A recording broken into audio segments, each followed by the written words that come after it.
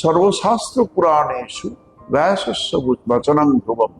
সমস্ত বেদ এবং সমস্ত শাস্ত্র পুরাণে যা কিছু আছে তা এই একটা সহজ কথা, সহজ সত্য কি না, পরোপকারায় পুণ্যায় পাপায় পরব্রহ্ম। পরের উপকার করলেই সেটা পুণ্য কর্ম, আর পরকে কষ্ট দিলেই, অন্যকে কষ্ট দিলেই সেটা পাপ কর্ম। এটা একটা সাধারণ মানুষ, একটা বাচ্চাও বুঝতে পারে এই আদর্শ। কাউকে কষ্ট দেওয়া না, কাউকে দুঃখ দেওয়া না, কোনোভাবে বলা হয় তাকে কোনোভাবে সাহায্য করা।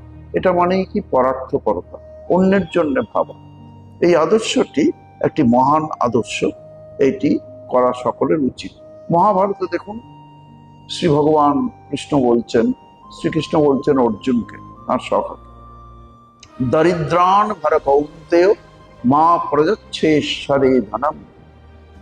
যিনি অর্জুনকে সাজেশন দিচ্ছেন, উপদেশ দিচ্ছেন যে দরিদ্রদের তুমি পালন করো, সেবা ভরণ করো, মানে পালন করো তাদের।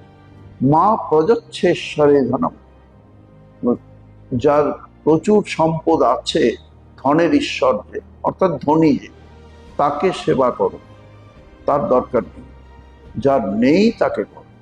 কাজেই এইটা একটা মহৎ আদর্শ, এটি মহাভারতেও আমরা পাচ্ছি, অর্থাৎ সব পুরাণে সব জায়গায় আপনি পাবেন।